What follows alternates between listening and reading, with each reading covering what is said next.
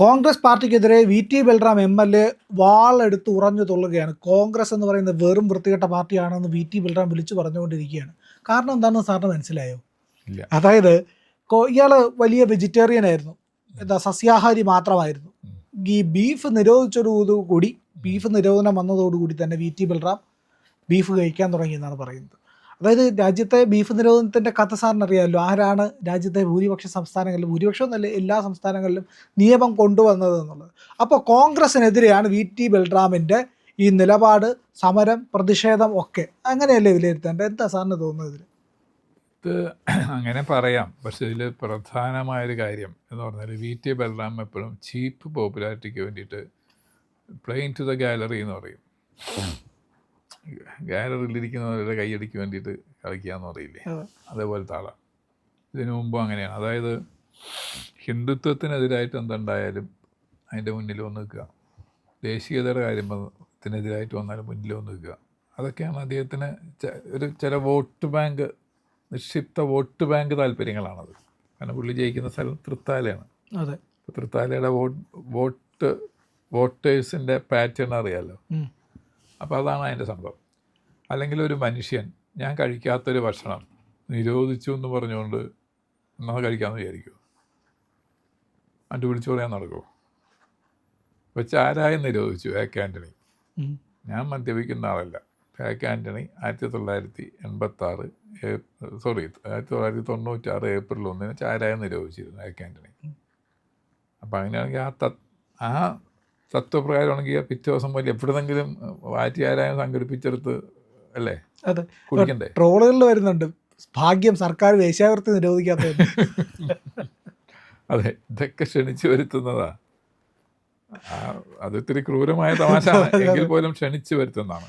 അപ്പോൾ ഞാൻ ഈ പറയുന്ന തിയറി 1996 ഏപ്രിൽ 1 എ.കെ. ആൻ്റണി മുഖ്യമന്ത്രി ആയിരിക്കുമ്പോൾ ചാരായം നിരോധിച്ചെങ്കിൽ പിറ്റേ ദിവസം ഒരു ചാരായം എവിടെ നിന്നെങ്കിലും അന്വേഷിച്ച് ഇരട്ടി പൈസ കൊടുത്തിട്ടോ 3 ഇരട്ടി കൊടുത്തിട്ടോ മേടിച്ച് കുടിക്കണ്ടേ? അങ്ങനെ നിരോധിച്ചതിനെതിരാണുള്ള പ്രതിഷേധം. അങ്ങനെ ആയിക്കഴിഞ്ഞാൽ എങ്ങനെ ഇരിക്കും? അപ്പോൾ ഇതൊക്കെ വെറും ചീപ്പ് പൊളിറ്റിക്സാണ്.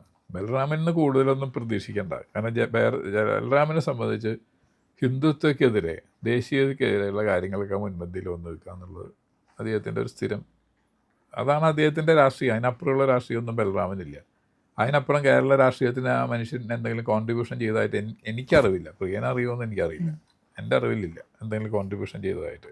പല ആൾക്കാരെയും നമ്മൾ വല്ല കോൺട്രിബ്യൂഷൻ ഒന്നുമില്ലെങ്കിൽ അവർ സംഘടന എടുത്തു ഉയർത്തിയെന്നോ, ഏറ്റവും കുറഞ്ഞ പക്ഷം, അല്ലെങ്കിൽ എം.എൽ.എ. ആയിരിക്കുമ്പോൾ എന്തെങ്കിലും നല്ല കാര്യങ്ങൾ ചെയ്തു എന്നൊക്കെ പറഞ്ഞത് ഇതൊന്നും കേട്ടിട്ടില്ല.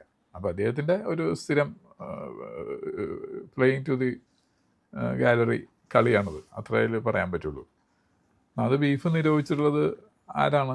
അങ്ങനെ സ്വന്തം പാർട്ടി, അതായിരിക്കും പ്രിയൻ ഉദ്ദേശിച്ചത്. കോൺഗ്രസ്സാണ്.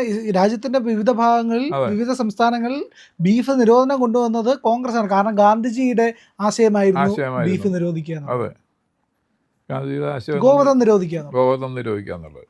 അതിൻ്റെ ഫലമായിട്ടാണ് പല കോൺഗ്രസ് ഭരിക്കുന്ന സംസ്ഥാനങ്ങളിൽ അങ്ങനെ ഉണ്ടായത്. അപ്പം അതിനെതിരാണ് അദ്ദേഹത്തിൻ്റെ പ്രതിഷേധമെങ്കിൽ എന്താ പറയുക, ഗാന്ധിജിക്കും കോൺഗ്രസിനും എതിരാണ് വി.ടി. ബൽറാം എന്നുള്ളതേ ഉള്ളൂ.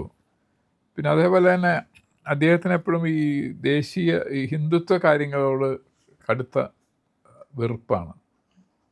അതിൻ്റെ കാര്യം ഇതാണ്, വേറൊരു വോട്ട് ബാങ്കിനെ അവിടെ കണ്ടുവച്ചിട്ടുണ്ട്. ആ വോട്ട് ബാങ്കിലാണ് ഈ മനുഷ്യൻ ജയിക്കുന്നതും. അപ്പോൾ അതിന് വേണ്ടിയിട്ട് എന്ത് വില കുറഞ്ഞ കളികളും കളിക്കുക എന്നുള്ളതാണ് അത് ഉദ്ദേശിക്കുന്നത്. കോൺഗ്രസിൻ്റെ ഒരു സ്ഥിരം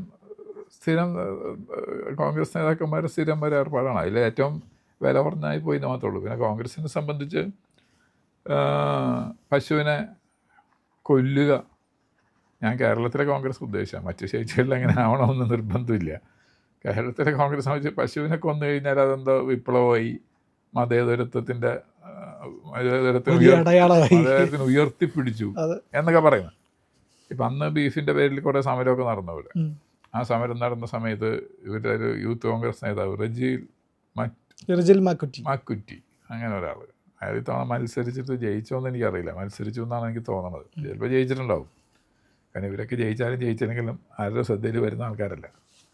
അപ്പോൾ അയാൾ റോട്ടിലൊരു പശുക്കുട്ടിനെയും കൊണ്ട് ജാഥ നടത്തിയിട്ട് റോഡിലിട്ട് വെട്ടിക്കൊന്നു. അതെന്തോ വലിയ വിപ്ലവം, ഏതാണ്ട് ഭഗത് സിംഗ് ഒക്കെ ലെജിസ്ലേറ്റീവ് അസംബ്ലിയിൽ പോകുമ്പോഴതിന് തുല്യമാണെന്നൊക്കെയാണ് ഈ മണ്ടന്മാർ വിശ്വസിക്കുന്നത്. അതെ. ഇതോടുകൂടി മതേതരത്വം അങ്ങോട്ട് വന്നു. മറ്റേ മൈനോറിറ്റീസ് വിഭാഗത്തിൻ്റെ വോട്ടൊക്കെ പെട്ടിയിൽ കൂട്ടമായിട്ട് വന്നു ചേരും എന്ന് വിചാരിച്ചിട്ടാണ് ഈ വില കുറഞ്ഞ കളികൾ കളിക്കുന്നത്. എന്ത് ക്രൂരത! ഈ മൃഗങ്ങളെ ഓക്കെ, മാംസാഹാരികൾ നമ്മുടെ നാട്ടിൽ വലിയൊരു ശതമാനമുണ്ട്. ഇനി അതിൻ്റെ മാംസാഹാരമാണോ സസ്യാഹാരമോ എന്നുള്ള ചർച്ചയ്ക്ക് പോകണ്ട. ഇഷ്ടമുള്ളവർ കഴിച്ചോട്ടെ. പക്ഷേ ഈ മൃഗങ്ങളെ തന്നെ കൊല്ലുന്നതിന് നിയമമുണ്ട്. നമുക്ക് നമ്മുടെ വീട്ടിൽ കൊല്ലാൻ പറ്റുമോ? ഇല്ല, പറ്റില്ല. നമുക്ക് വീട്ടിൽ മാക്സിമം കൊല്ലാൻ പറ്റുന്ന കോഴിയെ കൊല്ലാം. ഒരു ആടിനെ കൊല്ലുന്നതിന് നിയമപ്രകാരം പാടില്ല. ചെയ്യുന്നവരുണ്ടാവും സ്ലോട്ടർ ഹൗസിൽ. അത് അതിന് ഡോക്ടർ പരിശോധിക്കണം. അതിന് ലോട്ട് ഓഫ് തിങ്സ് അങ്ങനെയുണ്ട്. സർട്ടിഫൈ ചെയ്യണം, രോഗമില്ലാന്ന് സർട്ടിഫൈ ചെയ്യണം. ഇപ്പോൾ അത് എത്രത്തോളം അതൊക്കെ നടക്കുന്നുണ്ടെന്നുള്ളത് എനിക്ക് അറിഞ്ഞൂടാ. പക്ഷേ ഞാൻ കണ്ടിട്ടുണ്ട്, പണ്ട് ഈ കല്ലൂരൊക്കെ ഒരു സ്ഥലത്ത് ഈ ആടുങ്ങളെ തലേ ദിവസം കൊണ്ടുവന്ന് നിർത്തും. അപ്പോൾ ഈ പരിശോധിച്ച് അതിൻ്റെ അടയാളമായിട്ട് ചെയ്യുന്ന അതും ക്രൂരതയാണ്. അരക്കുരുക്കി പൊട്ടു പറഞ്ഞ തൊടുക. ഇപ്പോൾ ഗോപി തൊടില്ലേ, ചന്ദനം, അതേപോലെ അരക്കുരുക്കിയിട്ട് വെക്കുന്ന ഞാൻ കണ്ടിട്ടുണ്ട്. ഇപ്പോഴും അതില്ലാന്ന് തോന്നുന്നു. ഇപ്പം സീൽ ചെയ്യണം. ഇപ്പം സീലായില്ല. അന്ന് അരക്കുരുക്കി വെക്കുക. ഞാനിത് കണ്ടിട്ട് ഞാനന്ന് ചെറുതാ. വീട്ടിൽ വന്ന് അച്ഛനോട് അമ്മയോട് ചോദിച്ചിട്ടുണ്ടായി, നമ്മുടെ അരക്ക് നമ്മുടെ കയ്യിൽ വീണാൽ തന്നെ എന്തൊരു നീറ്റായിരിക്കും. ഒരു മെഴുകുതിരിയുടെ ഇത് മെഴുകുരുക്കി നമ്മുടെ കയ്യിൽ വീണാൽ കുറേ നേരത്തേക്ക് നമുക്ക് വലിയ ബുദ്ധിമുട്ടാണ്, കുറച്ച് നേരത്തേക്കെങ്കിലും. അപ്പോൾ ഈ വിറ്റുകളി നെറ്റിക്ക് കൊണ്ടുപോയി വയ്ക്കുകയെന്ന് പറഞ്ഞാൽ, അപ്പോൾ അതാണ് ഇത്ര കോർപ്പറേഷൻ അതിൻ്റെ ഡോക്ടർ പരിശോധിച്ചു എന്നുള്ളതിൻ്റെ അടയാളം. ഈ കല്ലൂരൊരു സ്ഥലം ഉണ്ടായിരുന്നത്, കുറച്ച് പാവക്കുളമ്പലം കഴിഞ്ഞ് കുറച്ചുകൂടെ പോകണം വടക്കോട്ട്. ഇപ്പോഴാണ് ഇവിടെ സ്ലോട്ടർ ഹൗസൊക്കെ കല്ലൂർ ബസ് സ്റ്റാൻഡ്. അതിപ്പോൾ നടക്കണ്ടോ എന്ന് എനിക്കറിയില്ല. ഏതായാലും സ്ലോട്ടർ ഹൗസിൽ ചെയ്യേണ്ട ഒരു പണിയാണത്. അതാണ് അതിൻ്റെ നിയമം. അപ്പോൾ ആ നിയമം ലംഘിക്കപ്പെട്ടു. പിന്നെ കേരളമാണ് ഇത് കേരളമാണെന്നാണല്ലോ പറയുന്നത്. അപ്പം ഇത് കേരളമാകുമ്പോൾ പിന്നെ ഇവിടെ എന്തും ആവാം, നിയമം ഉണ്ടാവില്ല. അത് പ്രത്യേകിച്ച് ഹിന്ദുക്കളുടെ വികാരത്തിനെ മുറിപ്പെടുത്തുന്നതാണെങ്കിൽ നിയമം ആവശ്യമില്ല, അതൊക്കെ നടപടിയും ആവശ്യമില്ല. ഇപ്പോൾ നമ്മുടെ വള്ളംകളിയുടെ കാര്യം ഇപ്പോൾ പറഞ്ഞില്ലേ, സതീശൻ യാതൊരു രീതിയിലും കോംപ്രമൈസ് ചെയ്യാൻ തയ്യാറല്ല ഹോളിഡേയുടെ കാര്യത്തിൽ. പിന്നെ ഹിന്ദുവിൻ്റെ പ്രശ്നം, മറിച്ചൊരു ചർച്ചിൻ്റെ പ്രശ്നം അല്ലെങ്കിൽ മോസ്കിൻ്റെ പ്രശ്നമാണെങ്കിൽ അത് ചെയ്യില്ലല്ലോ. അപ്പോൾ അതേപോലെ തന്നെ മാക്കുറ്റിക്കേരെ കേസൊന്നുമില്ല. അപ്പം അതൊക്കെ ഈ VT ബൽറാമിൻ്റെ സംഘങ്ങളാണ്.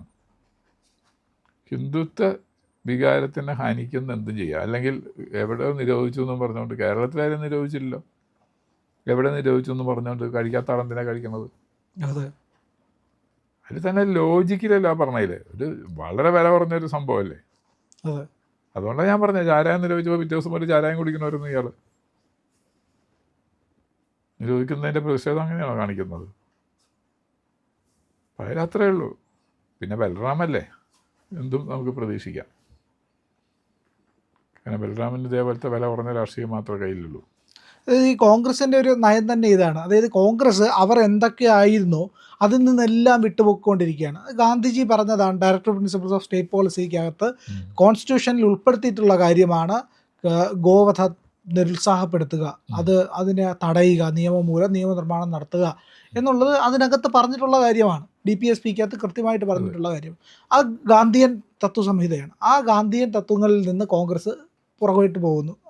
അവർ ദേശീയതയിൽ നിന്ന് പുറകോട്ട് പോയി, പൂർണ്ണമായിട്ടും പോയി കഴിഞ്ഞു. അവർ വർഗീയ ദേശവിരുദ്ധ ശക്തികൾക്കൊപ്പം ചേർന്നുകൊണ്ട് പ്രവർത്തിക്കുന്നു. അതിന് വേണ്ടിയിട്ട് എന്തും ചെയ്യുന്നു. ഇതൊക്കെയാണ് ഇവരുടെ. അത് ഗാന്ധിയൻ തത്വങ്ങളിൽ നിന്ന്, ഈവൻ എനിക്ക് തോന്നുന്നു നെഹ്റുവിൻ്റെ തത്വങ്ങളിൽ നിന്ന് പോലും ഇവർ മാറി. നെഹ്റുവിനുണ്ടായിരുന്ന അത്ര ദേശീയത പോലും ഇവർക്ക് ഇന്നില്ലായിരുന്നു.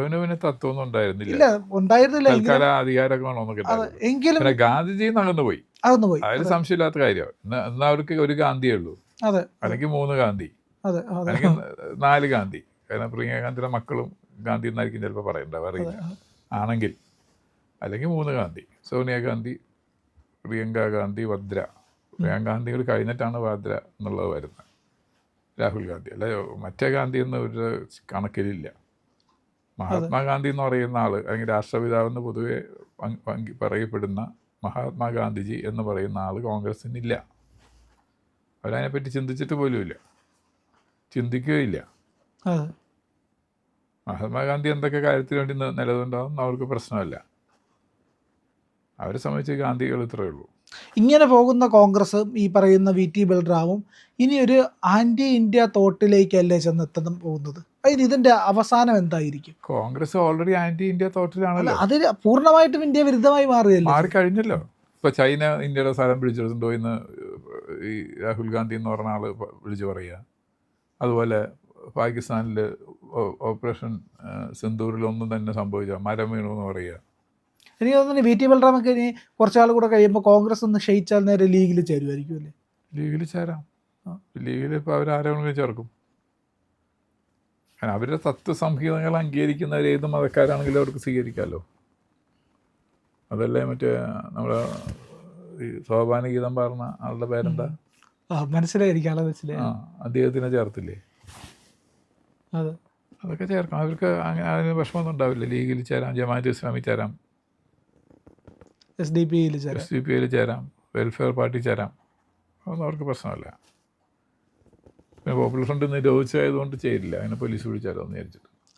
ഇല്ലെങ്കിൽ അതിലും ചേരും. അതൊന്നും സംഭവിക്കാം. കാരണം അവരെ സംബന്ധിച്ച് ഹിന്ദുത്വക്കെതിരെ ദേശീയക്കെതിരെ നിൽക്കുന്ന എന്തും അവർക്ക് സ്വീകാര്യമാണ്.